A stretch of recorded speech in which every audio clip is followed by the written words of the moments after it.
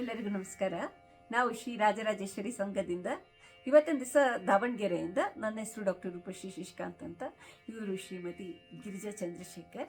ಇವತ್ತಿನ ದಿವಸ ನಾವು ಶ್ರೀ ವಾದಿರಾಜ ಮುನೀಂದ್ರರು ರಚಿಸಿರುವಂತಹ ಹರಿಹರೇಶ್ವರನ ಮೇಲಿನ ಕೀರ್ತನೆ ಒಂದು ಮೂರುತಿಯಲ್ಲಿ ಹರಿಹರ ದೇವರು ಇಬ್ಬರು ಎನ್ನುವಂಥ ಹಾಡನ್ನು ಇವಾಗ ನಾವು ಹಾಡಿ ಯಥಾಮತಿ ಅರ್ಥ ವಿಶ್ಲೇಷಣೆಯನ್ನು ಮಾಡಲು ಪ್ರಯತ್ನವನ್ನು ಮಾಡ್ತಾ ಇದ್ದೀವಿ.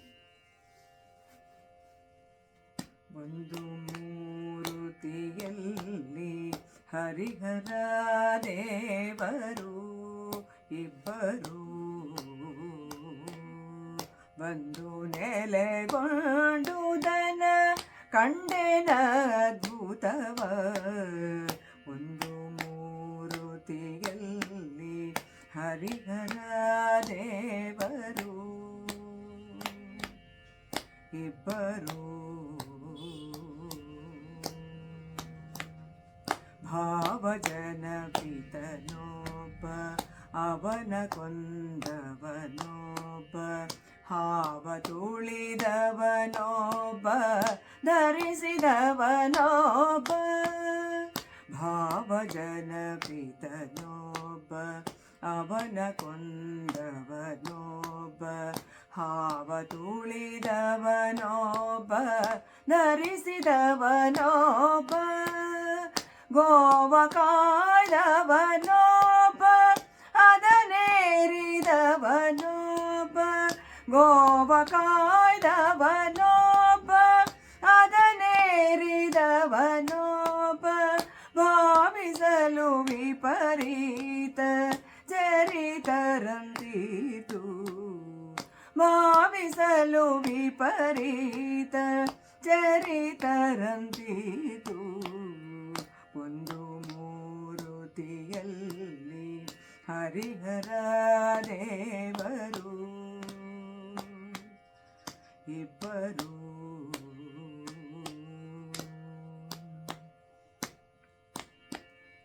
ಬಾಣನ ಗೆಲ್ಲಿದವನೊಬ್ಬ, ಬಾಗಿಲ ಕಾಯ್ದವನೊಬ್ಬ, ದಾನವರ ರಿಪುವೊಬ್ಬ ವರವೀವನೊಬ್ಬ. ಬಾಣನ ಗೆಲ್ಲಿದವನೊಬ್ಬ, ಬಾಗಿಲ ಕಾಯ್ದವನೊಬ್ಬ, ದಾನವರ ರಿಪುವೊಬ್ಬ ವರವೀವನೊಬ್ಬ. ಏನೆಂಬೆನೋ ಜಗವ ಕಾವುತಿಹನೊಬ್ಬ, ಏನೆಂಬೆನೋ ಜಗವ ಕಾವುತಿಹನೊಬ್ಬ. ನಿಧಾನಿಸಲು ಸಂಹರಿಸಿ ಕೊಲ್ಲುತಿಪ್ಪನೊಬ್ಬ, ನಿಧಾನಿಸಲು ಸಂಹರಿಸಿ ಕೊಲ್ಲುತಿಪ್ಪನೊಬ್ಬ. ಒಂದು ಮೂರುತಿಯಲ್ಲಿ ಹರಿಹರ ದೇವರು ಇಬ್ಬರು. ಯಾಗಪಾಲಕನೊಬ್ಬ, ಯಾಗಭಂಜಕನೊಬ್ಬ, ನಾಗರಕ್ಷಕನೊಬ್ಬ, ನಾಗಶಿಕ್ಷಕನೊಬ್ಬ. ಯಾಗಪಾಲಕನೊಬ್ಬ, ಯಾಗಭಂಜಕನೊಬ್ಬ, ನಾಗರಕ್ಷಕನೊಬ್ಬ, ನಾಗಶಿಕ್ಷಕನೊಬ್ಬ. ಈಗ ನಲ್ಲಳಿಗಾರ್ಧ ದೇಹವಿತ್ತ ಶಿವನಂತೆ, ಈಗ ನಲ್ಲಳಿಗಾರ್ಧ ದೇಹವಿತ್ತ ಶಿವನಂತೆ. ಭೋಗದೊಳು ದೇಹ ಹಯವದನ ಬಲ್ಲ, ಭೋಗದೊಳು ದೇಹ ಹಯವದನ ಬಲ್ಲ. ಒಂದು ಮೂರುತಿಯಲ್ಲಿ ಹರಿಹರ ದೇವರು ಇಬ್ಬರು ಬಂದು ನೆಲೆಗೊಂಡುದನ ಕಂಡೆನ ಅದ್ಭುತವ. ಒಂದು ಮೂರುತಿಯಲ್ಲಿ ಹರಿಹರ ದೇವರು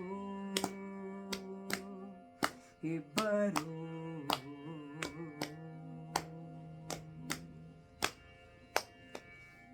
ಹರಿಹರಕ್ಕೆ ಬಂದು ಹರಿಹರೇಶ್ವರನ್ನ ನೋಡಿ ಅಲ್ಲಿ ಹರಿ ಮತ್ತು ಹರ ಇಬ್ಬರ ಸಂಯೋಜಿತವಾದಂತಹ ರೂಪವನ್ನು ನೋಡಿ ವಾದಿರಾಜ ಯತೀಂದ್ರರು ಕಂಡೇನ ಅದ್ಭುತವ ಅಂತ ಹೇಳ್ತಾರೆ. ಅವರಿಗೆ ಅದ್ಭುತವಾದ ಅನುಭವ ಆಗ್ಬಿಟ್ಟಿದೆ.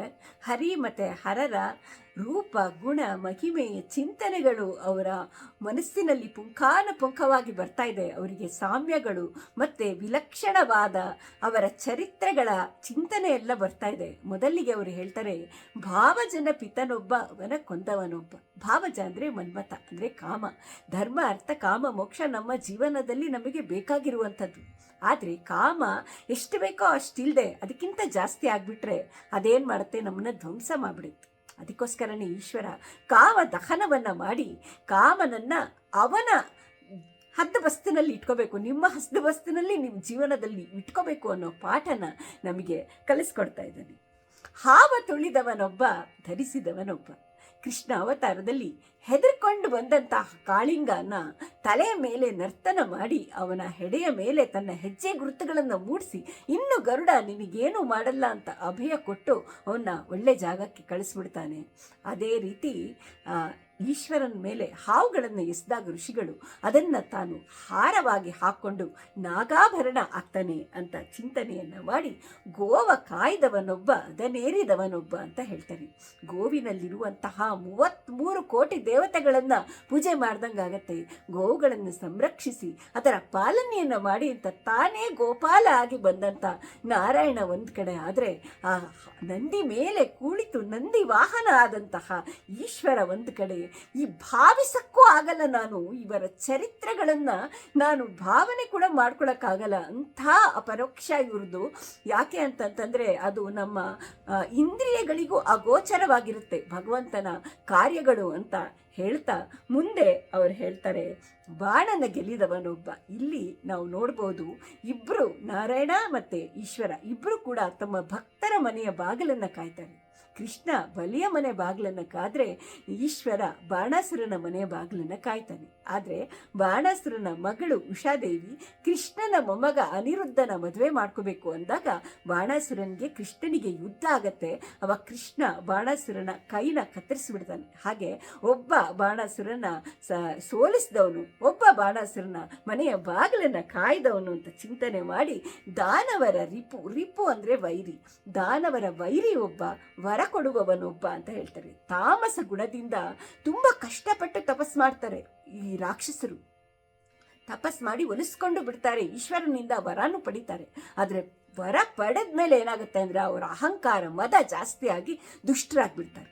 ಆವಾಗ ನಾರಾಯಣ ಅವತಾರಗಳನ್ನು ಎತ್ತಿ ಅವರನ್ನು ಸಂಹಾರ ಮಾಡ್ತಾನೆ ಅನ್ನುವಂತಹ ಭಾಗವತದ ಕಥೆಯ ಅಂಶಗಳನ್ನು ಅಲ್ಲಿ ಹೇಳಿಬಿಟ್ಟು ಏನೆಂಬನೋ ಜಗವ ಕಾವುತಿಕನೊಪ್ಪ ಅಂತ ಹೇಳ್ತಿದ್ದಾರೆ. ಅಂದರೆ ಸೃಷ್ಟಿ, ಸ್ಥಿತಿ, ಸಂಹಾರ ಇದು 3 ನಡೀತಾನೆ ಇರುತ್ತೆ. ಸೃಷ್ಟಿಕರ್ತನಾಗಿ ಭಗವಂತ ಬ್ರಹ್ಮನ ರೂಪದಿಂದ ಸೃಷ್ಟಿ ಮಾಡಿದ್ರೆ ನಾರಾಯಣ ರೂಪದಿಂದ ಪರಿಪಾಲನೆ ಮಾಡ್ತಾನೆ, ಈಶ್ವರ ರೂಪದಿಂದ ಲಯ ಮಾಡ್ತಾನೆ. 3 ಬೇಕು, ಯಾವುದಿಲ್ಲ ಅಂದರೂ ನಡೆಯೋಕ್ಕಾಗಲ್ಲ. ನಮ್ಮನ್ನು ದೇವರು ನೋಡ್ಕೊಳ್ಳಿಲ್ಲ ಅಂದರೆ ನಾವು ಬದುಕಿರೋಕ್ಕೆ ಆಗಲ್ಲ, ಲಯ ಆಗಲಿಲ್ಲ ಅಂದರೆ ಮತ್ತೆ ಸೃಷ್ಟಿ ಆಗಲ್ಲ. ಆದ್ದರಿಂದ ಭಗವಂತನಾದ ನಾರಾಯಣ ಈ ಕಡೆ ಕಾರ್ಯನೂ ಮಾಡ್ತಾ ಇದ್ದಾನೆ, ಈ ಕಡೆ ಲಯ ಕಾರ್ಯನೂ ಮಾಡ್ತಾ ಇದ್ದಾನೆ. 2 ರೂಪದಲ್ಲೂ ನಿಂತು ಎಂಥ ಚೆನ್ನಾಗಿ ಎಲ್ಲ ಕೆಲಸಗಳನ್ನು ಮಾಡ್ತಾ ಇದ್ದಾನೆ ಅಂತ ಕೊಂಡಾಡಿ ಮತ್ತೆ ಹೇಳ್ತಾರೆ, ಯಾಗ ಪಾಲಕನೊಬ್ಬ, ಯಾಗ ಭಂಜಕನೊಬ್ಬ. ದಕ್ಷ ಬ್ರಹ್ಮನ ಯಜ್ಞದಲ್ಲಿ ಸತಿ ಆಹುತಿ ಆದಾಗ ಈಶ್ವರ ಬಂದು ಯಾಗನ ಧ್ವಂಸ ಮಾಡಿಬಿಡ್ತಾನೆ. ಆಮೇಲೆ ದಕ್ಷ ಬ್ರಹ್ಮನ ತಲೆನೂ ಕಡ್ದುಬಿಡ್ತಾನೆ. ಆಗ ನಾರಾಯಣ ಬಂದು ಅವನಿಗೆ ಆಡಿನ ಮುಖವನ್ನು ಇಟ್ಟು ಯಾಗವನ್ನು ಸಂಪನ್ನ ಮಾಡ್ತಾನೆ. ನಾರಾಯಣ ಯಾವಾಗಲೂ ಯಜ್ಞಕೃತ್ ಯಜ್ಞಭುಕ್ ಯಜ್ಞಿ ಯಜ್ಞಭೃಕ್ ಯಜ್ಞ ಸಾಧನ ಅಂತ ವಿಷ್ಣು ಸಹಸ್ರನಾಮದಲ್ಲಿ ಬರುತ್ತೆ. ಅವನು ಯಜ್ಞವನ್ನು ಪಾಲನೆ ಮಾಡುವವನು.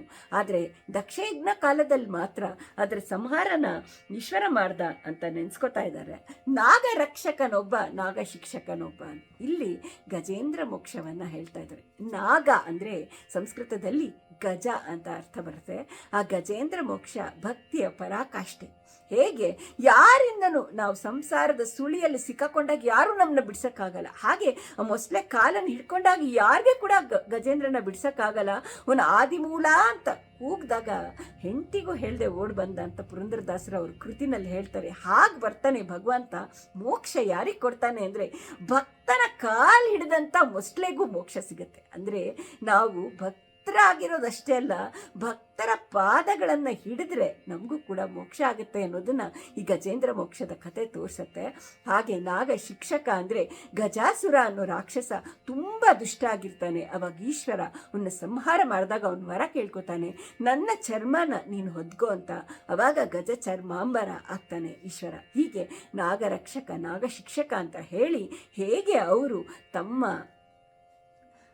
ಪತ್ನಿಯರನ್ನ ತಮ್ಮ ಜೊತೆಗೆ ಇಟ್ಕೊಂಡಿದ್ದಾರೆ ಅಂತ ಈಶ್ವರ ಅರ್ಧ ನಾರೀಶ್ವರ ಆಗಿ ದೇವಿನ ತನ್ನ ಅರ್ಧ ಶರೀರವನ್ನು ಕೊಟ್ಟರೆ, ನಾರಾಯಣ ತನ್ನ ಹೃದಯದೊಳಗೇನೆ ಲಕ್ಷ್ಮೀ ದೇವಿನ ಇಟ್ಕೊಂಡಿದ್ದಾನೆ. ನಾವು ದಾಂಪತ್ಯ ಜೀವನ ಹೇಗೆ ನಡೆಸಬೇಕು ಅನ್ನೋದಕ್ಕೆ ಇವರಿಬ್ಬರು ಕೂಡ ಮಾದರಿಯಾಗಿದ್ದಾರೆ ಅಂತೆಲ್ಲ ಹೇಳ್ತಾ, ಈ ರೀತಿ ಭಾಗವತ ಕಥೆಗಳನ್ನೆಲ್ಲ ಚಿಂತನೆ ಮಾಡ್ತಾ ಅವರ ಗುಣ ಮಹಿಮೆಗಳನ್ನು ನೆನೆಸ್ಕೋತಾ ಹರಿಹರೇಶ್ವರನ ಹಯವದಾನಾಂಕಿತದಲ್ಲಿ ನಮ್ಮ ವಾದಿರಾಜ ಮುನೀಂದ್ರರು ಸ್ತುತಿಸಿ ಇಂತಹ ಸುಂದರ ಕೃತಿಯನ್ನು ನಮಗೆ ಇವತ್ತು ಹಾಡಿ ವಿಶ್ಲೇಷಣೆ ಮಾಡಿ ಯಥಾಮತಿ ಅರ್ಥ ಮಾಡ್ಕೊಳ್ಳೋಂಥ ಒಂದು ಅವಕಾಶ ಮಾಡಿಕೊಟ್ಟಂಥ ತಮಗೆಲ್ಲರಿಗೂ ಕೂಡ ನಾವು ಅನಂತ ಧನ್ಯವಾದಗಳನ್ನು ಅರ್ಪಿಸ್ತಾ ಇದ್ದೀವಿ. ಶ್ರೀಕೃಷ್ಣ ಅರ್ಪಣ ನಮಸ್ತೆ.